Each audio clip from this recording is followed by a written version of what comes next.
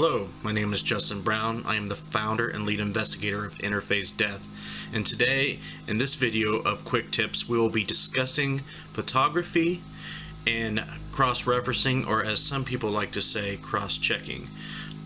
When people use cameras, they often discuss what types of cameras are good to use, which are not, and how to debunk or validate an anomaly that shows up in photography. A lot of time is wasted away debating whether or not something in a photograph is a paranormal anomaly or not. Years have come by, and many people who don't have a keen knowledge of photography will not understand how to explain what some things are that show up in their photographs that they can't explain. And the tip I'm going to give today involves something very simple. Okay, now before I go into this setup, I want to tell all my viewers out there that it's essential to get a DSLR, or there's some nice mirrorless cameras out there that you can get that Sony makes and a few other companies. If you really want me to suggest some mirrorless cameras, I will, but Canon and Nikon are at the very top of the pyramid when it comes to photography, and that's what I use. I use a Nikon D3300. Basic body, really nice, does the job. Now, the basic anomaly, or the most common anomaly that shows up, has to do with optics. Now, when you think about cameras and what you have to analyze, you have to consider light, and you have to consider optics. And there's a few things in the optics that you want to emphasize is the lens and the sensor and the focal point of the lens. So what we'll talk about first is light. Light will cause anomalies. Lens flares, slow exposure time or shutter speed will cause light and motion blur, and the focal point and bright lights will actually illuminate dust or airborne particles in front of your lens. And if it's in front of the focal point, which if you turn the camera sideways, depending on the lens you use and the aperture the lens is shooting at, the focal point, there may be some distance in between the lens where it starts to focus. The very close the very closest distance it can focus and beyond.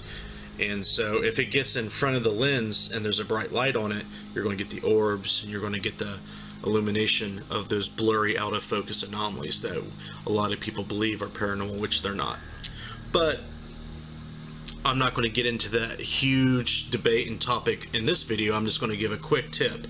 Now, you can rule out a lot of things, okay, by putting a camera on top of your DSLR.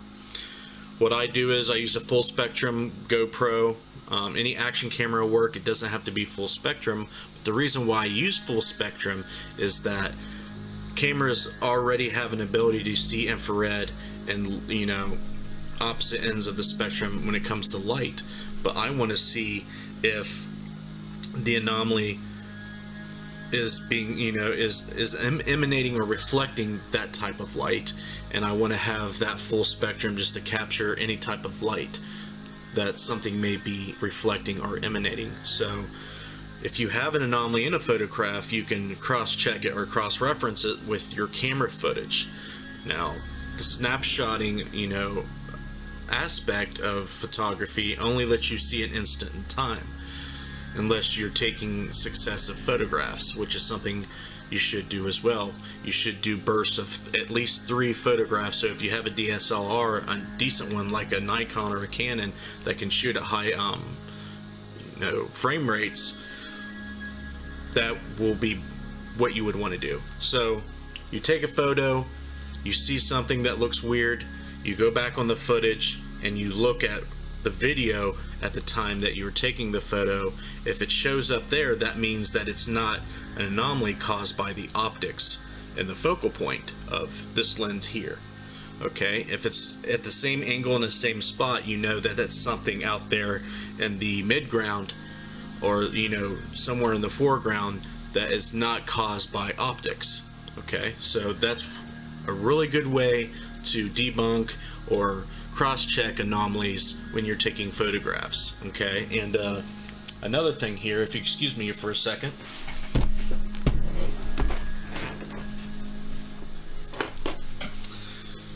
I'll pull out a lens hood.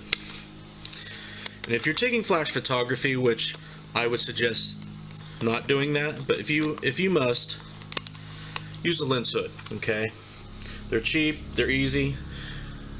If you have a pop-up flash, or if you use an external flash on your camera and you have to take flash photography, use a lens hood. It'll cut out on all the illumination of the airborne particles right in front of the lens, so you don't have to worry about that. And make sure that your flash is well away from the camera lens itself to cause those problems with the optics. A lot of people use low-end compact cameras, point-and-shoot cameras, with the flash right next to the lens, which is what's causing all those anomalies when it comes to the optics. But the point of the video, and I want to stress and emphasize that the GoPro or any action camera at work, it does not have to be infrared, it does not have to be full spectrum. Having that there to cross-reference with all your photos is very, very essential to, analyzing any anomaly or potential anomaly that you may have. Okay, folks? So you'll see reporters using this setup, you'll see videographers using it, anybody in the information or news reporting field do it a lot, and we can do it in the paranormal field too. So if you're someone who likes to take photos and you see anomalies in the photographs, this is going to eliminate a lot of the headache that you may encounter while doing your field work. And with that being said, I'm going to close out this video. Please visit our website at www.interface.net. Get all of our social media links on there. Subscribe to our YouTube channel, and if you want to donate to our work, there is a Patreon link there. If you would wish to donate to our cause, we would appreciate that. But just following us on social media and subscribing to our channel will help out a lot. If you guys have any other questions or things that I want to present in videos such as this, give me a comment, message me, email me, do whatever you need to do to get a hold of me, and I'll address it in one of these videos. But until next time, you take care of yourself, and I bid you farewell.